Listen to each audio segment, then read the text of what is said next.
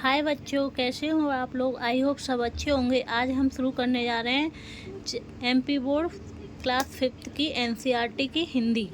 और हम first chapter इसको कवर कर चुके हैं और हम इसका थर्ड चैप्टर करने जा रहे हैं। फर्स्ट और चैप्टर की प्लेलिस्ट में वीडियो डली है, आप मेरे चैनल पर जाके देख सकते हैं। तो अब हम शुरू करते हैं चैप्टर थर्ड की हिंदी। Chapter third, Ishwar Chandra Vidyasagar. कोलकाता से 20 मील दूर पश्चिम में स्थित वीर सिंह गांव के जिस परिवार में 26 सितंबर 1820 को पंडित विद्यासागर का जन्म हुआ था, वो कितने निर्धन थे, इसका अनुमान इससे ही लगाया जा सकता है कि यानी कि कोलकाता से क्या 20 मील दूर, कोलकाता से 20 मील दूर पश्चिम में स्थित किस गांव में, वीर सिंह गांव में उनका कब जन्म हुआ, 26 सितंबर 1820 को। किसका, पंडित विद्यासागर का। वो कितने निर्धन थे, इसका अनुमान इससे ही लगाया जा सकता है कि उनके पिता ठाकुरदास, उनके पिता कौन थे, ठाकुरदास, ना जाने कितने दिन आजीविका की चिंता में भूखे प्यासे कोलकाता की सड़कों पर फिरे। और जब उन्हें 2 रुपये माहवार यानी कि महीने की एक नौकरी मिली तो घर में कैसा उत्सव जैसा माहौल हो गया। ऐसे निर्धन परिवार में जन्म लेकर भी किसी प्रकार धैर्य तथा संतोष के सहारे ईश्वर चंद्र ने गांव की पाठशाला में प्रवेश पाया। कहाँ पर पाठशाला में, गांव की ही। और परिश्रम पूर्वक यानी कि मेहनत से पढ़कर सारी कक्षाएं यथा समय पास कर ली। अब इसके आगे पढ़ाई के लिए कोई साधन न था। आगे की शिक्षा कोलकाता में ही संभव थी, पर वह परिवार के वश की बात न थी। यानी कि उनके इतनी गरीबी थी कि वो कोलकाता में आगे की पढ़ाई कर पाते, पर उनके परिवार के बस में नहीं थी क्योंकि वो बहुत गरीब थे। श्री ठाकुरदास की यह कसक उन्हें कोलकाता में ईश्वर चंद्र की शिक्षा के लिए अवसर खोजते रहने की प्रेरणा देती रही। ठाकुरदास जो थे वो है ना, हमेशा ये खोजते रहते कि मेरा बेटा पढ़ जाए, और वो कोलकाता के लिए अवसर खोजते रहते कि कोई अच्छी नौकरी मिल जाए। वे जिन महानुभावों के यहाँ कार्य करते थे उनसे एक दिन अवसर पाकर उन्होंने निवेदन किया कि ईश्वर चंद्र का मन पढ़ने में बहुत लगता है। उसने गांव की पाठशाला की सारी कक्षाएं प्रथम श्रेणी में पास कर ली। यदि उसे पढ़ने का अवसर मिलता रहा तो वह एक योग्य व्यक्ति बन सकता है। मेरा अपना जो कुछ बनना था वो तो बन चुका, किंतु यह अवश्य चाहता हूँ कि ईश्वर चंद्र कुछ पढ़ लिख कर योग्य बन सके। मेरा निवेदन है कि आप इस संबंध में मेरी कुछ सहायता करें। यानी कि वो उनके पिता ये कहते थे कि मैं जो कुछ बनना था वो मैं बन चुका, परंतु मेरा बेटा कुछ बन जाए, जिसके उपलक्ष्य में मुझसे कोई अतिरिक्त काम भी ले सकते हैं। मालिक जग दुर्लभ सिंह ने ठाकुरदास में पुत्र की प्रगति के लिए एक सच्ची पीड़ता की पीड़ा देखी। यानी कौन था, जो मालिक जग दुर्लभ सिंह, जो उनके यहाँ ठाकुरदास काम करते थे, तो उन्होंने एक पिता की सच्ची पीड़ा यानी कि उनके दुख को देखा।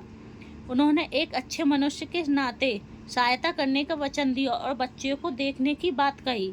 श्री ठाकुरदास तुरंत गांव आए और ईश्वर चंद्र को साथ लेकर कोलकाता चल दिए। ठाकुरदास क्या, जो कोलकाता में काम करते थे, वो तुरंत गांव आ गए और ईश्वर चंद्र को अपने साथ लेकर कोलकाता चल दिए। 20 मील की दूरी थी और सवारी का कोई साधन नहीं था। यानी कि कितनी मील की दूरी, 20 मील की दूरी थी और कोई साधन नहीं था जाने के पास उनके पास। पिता पुत्र उस लंबी यात्रा पर पैदल ही चल पड़े। उस समय ईश्वर चंद्र की आयु लगभग 8 वर्ष की थी। कितने वर्ष की, 8 वर्ष की। ठाकुरदास जानते थे कि 20 मील की पैदल यात्रा उसके लिए कठिन थी और गोद में लेकर भी नहीं चला जा सकता था। निदान शुभ यानी कि उन्होंने उसे बहलाए रखने के लिए शिक्षा की उपयोगिता, किसकी उपयोगिता, शिक्षा की उपयोगिता, उसकी प्रगति के उपायों पर बात करने का प्रारंभ किया। उन्होंने मतलब उसके चलने के लिए, बहलाने के लिए क्या, उसकी शिक्षा की उपयोगिता यानी कि शिक्षा का क्या उपयोग हो सकता है तथा उसके भविष्य क्या बन सकता है, उसके उपायों का बातों प्रारंभ कर दिया। साथ ही वे उसे उत्साहित करने के लिए मील के पत्रों पर लिखे अंक दिखलाकर यह भी कहते चले कि हम लोगों ने इतना मार्ग पूरा कर लिया। यानी कि जो मील के पत्थर, यानी कि अपन रास्ते में जो चलते हैं ना, तो एक पत्थर नहीं लगा रहता जिस पे अंक लगे रहते हैं, लिखे रहते हैं इतने किलोमीटर दूर, तो मतलब वो दिखाते दिखाते वो आगे चलने लगे कि हमने इतना कवर कर लिया, इन्हें पार कर लिया, पूरा कर लिया। कोलकाता केवल इतने मील रह गया है। वो कहने लगे कोलकाता बस इतना रह गया है। ईश्वर चंद बड़े ध्यान से पिता की बातें सुनता रहा और मील के पत्थरों पर लिखे अंग्रेजी अंक देखता और हृदयंगम करता चला गया। यानी कि जो मील के पत्थरों पर जो अंग्रेजी के अंक लिखे थे उनको हृदय में बिठाते गया, यानी कि समझता गया और चलता गया। जिस प्रकार धैर्य का सहारा लेने से आपत्ति आख्यान के सहारे रात कट जाती है, जिस प्रकार धैर्य का सहारा लेने से आपत्ति भी कट जाती है और आख्यान के सहारे से, यानी कि थोड़ी सी लौ के सहारे से क्या है, रात भी कट जाती है, उसी प्रकार वार्तालाप के सहारे उन दोनों का रास्ता भी सरलतापूर्वक कट गया और वे कोलकाता में अपने गंतव्य स्थान पर पहुंच गए। श्री दुर्लभ सिंह ने बच्चे की योग्यता परखने के लिए उससे पूछा, बेटा क्या पढ़ लिख सकते हो? ईश्वर चंद ने तुरंत उत्तर दिया। दुर्लभ सिंह के पास जब गए तो उन्होंने उसकी योग्यता को जांचने के लिए वह पूछने लगे कि बेटा कुछ पढ़ लिख सकते हो क्या? तो उसने, ईश्वर चंद ने क्या बोला, उत्तर दिया, मैं बंगला सीख लिख पढ़ सकने के साथ अंग्रेजी के अंक भी पढ़ लिख सकता हूँ और जोड़ सकता हूँ। श्री दुर्लभ सिंह ने उसे अंग्रेजी के अंकों का एक छोटा सा क्या दिया, बिल जोड़ने को दिया। ईश्वर चंद ने बिना किसी झिझक के बिल ले लिया और विश्वासपूर्वक उसे जोड़कर दिखला दिया। ठाकुरदास को यह देखकर बड़ा आश्चर्य हुआ। श्री दुर्लभ सिंह ने पूछा कि गांव की पाठशाला में तुम्हें अंग्रेजी गिनती पढ़ाई गई? तो उनको एकदम आश्चर्य हुआ कि मतलब ये बच्चा कैसे अंग्रेजी के अंक पढ़ सकता है। तो उन्होंने पूछा कि गांव की पाठशाला में तुम्हें गिनती पढ़ाई गई अंग्रेजी की? तो ईश्वर चंद ने बतलाया कि अंग्रेजी के अंक उसे पाठशाला में नहीं सिखाए गए हैं, बल्कि उसने उन्हें रास्ते के मील के पत्थरों से सीख लिया है। इस पर पिता ठाकुरदास को जहां बच्चे की ग्रहणशीलता पर हर्ष हुआ, वहीं यह विश्वास भी हो कि प्रेमपूर्वक बच्चों पर किया हो कोई भी प्रयास व्यर्थ नहीं होता। यानी कि बच्चों को प्यार से जो भी समझाई जाए चीज़ वो खराब नहीं जाती। श्री दुर्लभ सिंह ने बच्चे पर के लिए मासिक छात्रवृत्ति बांधी, यानी बच्चे के लिए जो महीने की छात्रवृत्ति होती है वो उन्होंने बांधी।